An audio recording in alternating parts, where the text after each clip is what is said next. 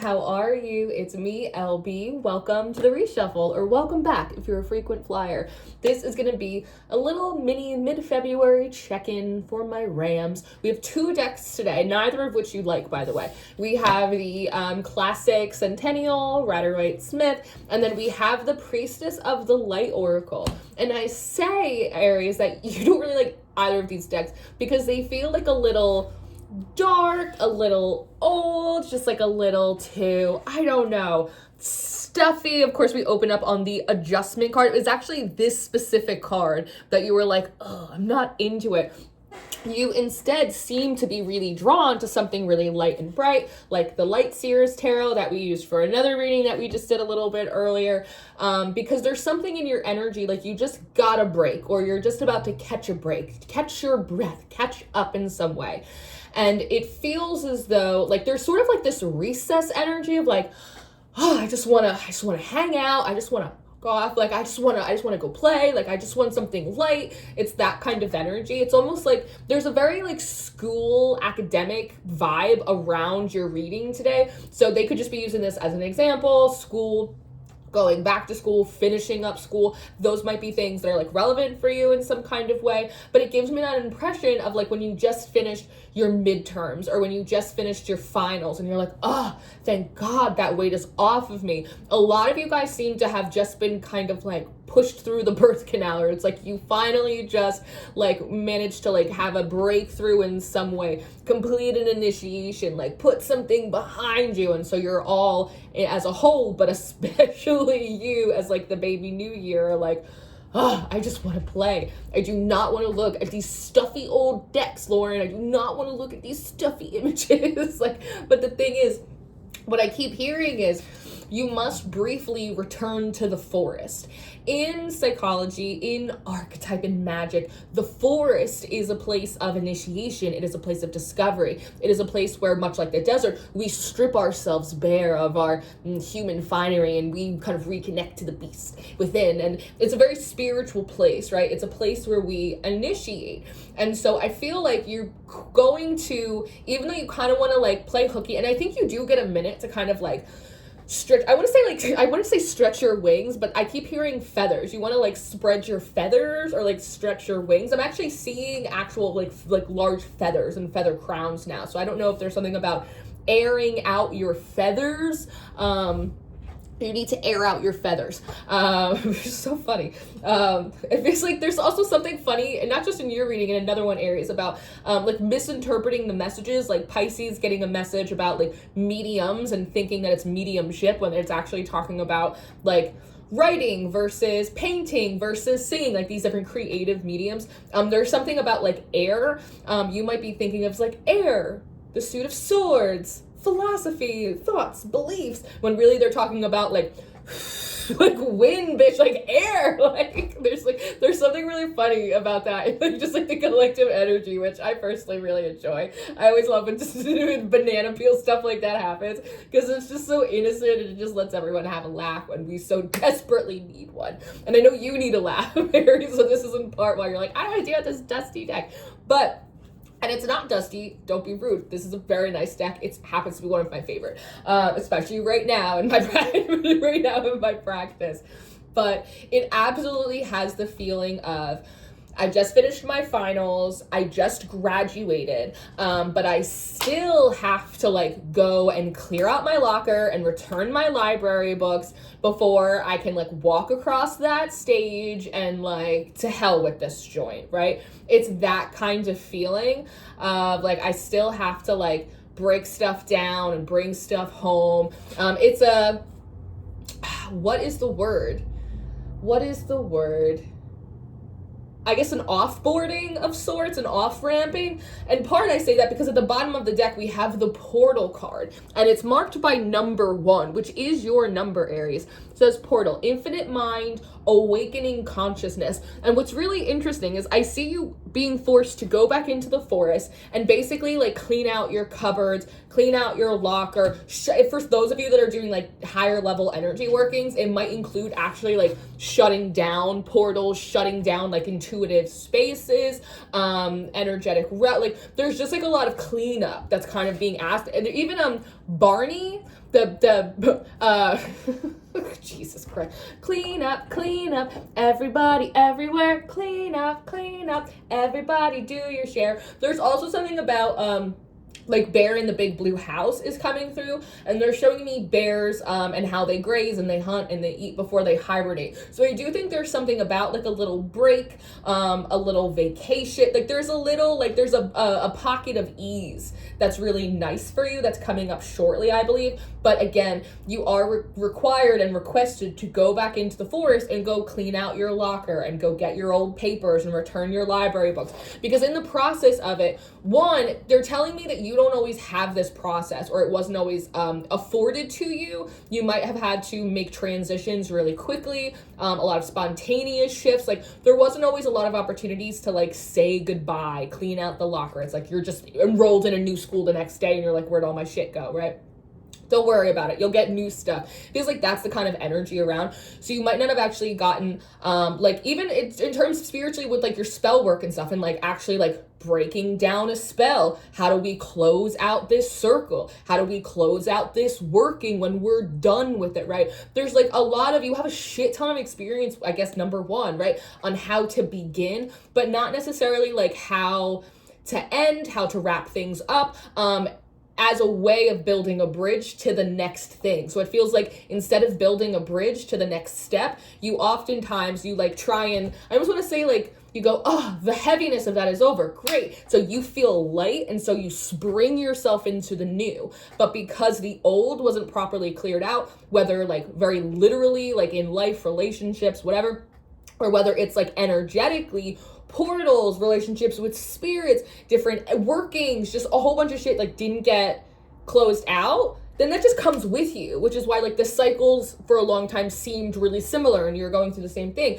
because you weren't actually closing out those portals and then closing them out as a bridge into the new. I hope that makes sense. And so there's something about you actually doing that now. It wasn't taught to you like in life, and so it also wasn't taught to you in terms of your spiritual practices and your prayers and your manifestations and all of that stuff. So you going back into the forest is a process that might be kind of uncomfortable. You don't really want to do it, right? It's just like, oh, I just finished this, I gotta go back. Yeah, you gotta go scrape the gum out from underneath your desk, dude. That's what you gotta do right now. So that way, because when that happens, all of a sudden I actually feel like a lot of, even more of that heaviness. Like I feel like stuff that has been, I don't know, like almost like been with you so long that it's like rooted into the hard drive. It feels like that stuff starts to shut down. I feel like weird interference in your practice and in your intuition starts to shut down. Warfare stuff, like things just start to shut down. And it feels like however you'll notice the difference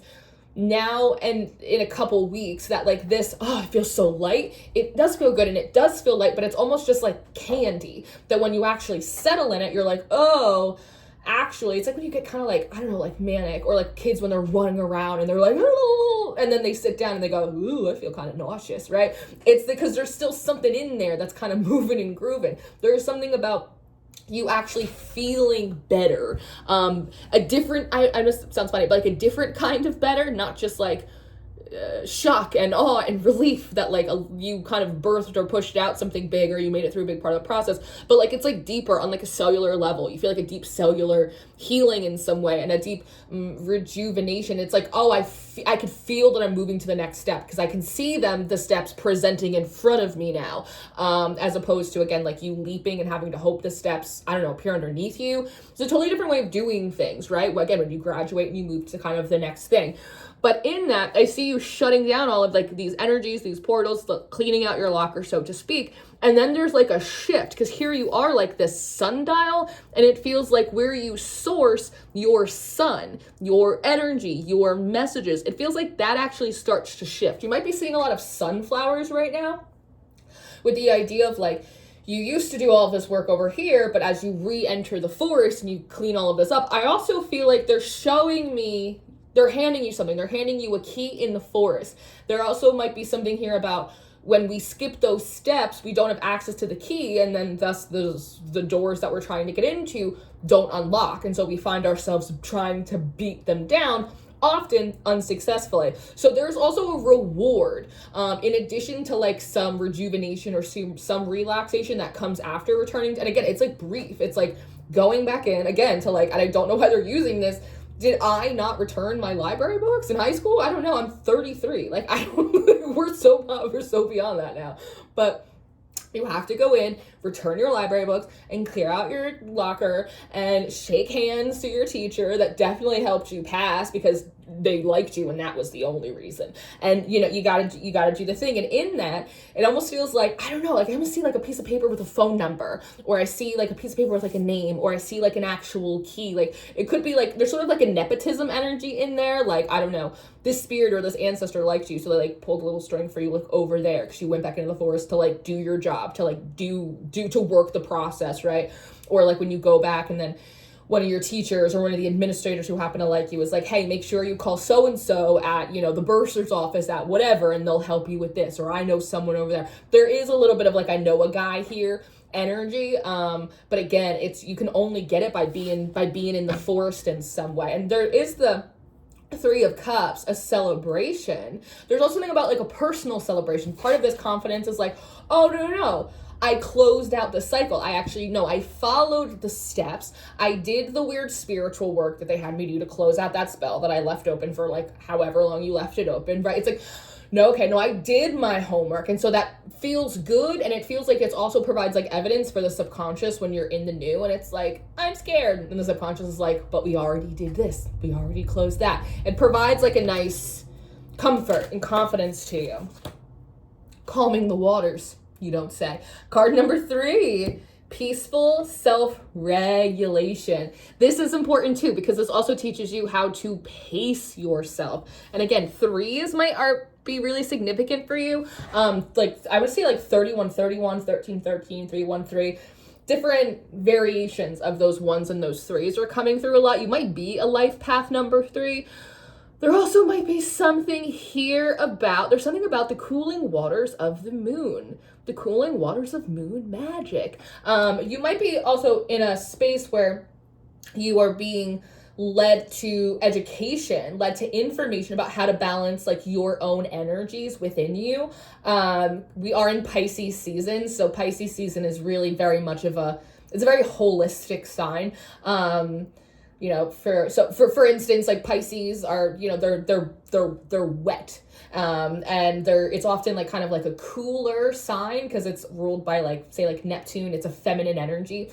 So it's wet and it's cool. So a lot of times Pisces can balance their energies by working with, eating, whatever, herbs, foods, whatever that are warm and that are dry, because that helps balance out Pisces a little bit. So for you, Aries, there might be something like that where you are going into your human design chart. You're taking another crack at your astrology birth chart. You're taking a look at maybe some like Eastern medicine practices. Like you're taking a look at stuff and figuring out how to find a holistic balance within your own energy. And that, I think, in a lot of ways ties a nice little note to your graduation, to your say premonition in some way. Oh, this portal comes out again. This wisdom card came out a lot for you as well. Learning, joy, art, and music. Feels like there's something that you're gearing up, you're preparing to do, to work on, to launch. It feels in some way kind of like a life's work or like a life's purpose, or in some way is like a milestone defining thing. It could be get married, like, but it's a milestone thing. When I look back on my life, these are one of the things that definitely sticks out over time. Feels like you're gearing up and you're working, and have been for a while, but haven't always been in the right energetic space. And so I feel like you're definitely in that space now. And so clearing out the old is super important to ensure that all that kind of is born from you, I would say moving forward, is like really fresh. And even this 29, that just breaks down to an 11. Right? So again, we have more alignment, we have more direction, we have more definition. And that feels really good, actually. You come into the reading and you're like, I don't like this stuffy ass deck. I don't want to go back in the forest. I finally got out of it. And now you're telling me I have to go back in for the weekend. And I'm saying, yeah, grab your bag. You're headed back in for the weekend. And then you come out and here you are. It's like, here you have the gifts. Here you have the gift now Do you almost see? It's almost like this is like you receiving it. It's almost like this crown and these antlers are part of the receiving it. And then you come out and here you have all of this wisdom. And then everything here is like in pairs that I'm noticing. The perfect pair. She's playing, she's got 2 arms to play her instrument. We were talking about this in Pisces reading. 2 arms to work her other, I don't know what these are. It feels like she's got a shell. She's got a lot of stuff going on. But it's like there's 2 swans here. It's I just heard someone say Noah's Ark. No, not Noah's Ark. More like peas in a pod. The perfect pair for everything, for everyone. So, Aries, this is what I have. It's really interesting, your energy, what you're moving through. But I hope this was helpful. I hope this was encouraging and entertaining, connecting the dots that you needed. Be sure to check out your full February monthly reading on the Patreon. You can rent them without like becoming a full member, but we do have daily horoscopes, tarot tips, tarot spreads, folk magic. We have a lot of fun over on the Patreon. My books are open for personals, and if you want to stay in touch with me on social media or read my Substack, all of that information will be below. I love you so much, and I'll see you next time. Goodbye.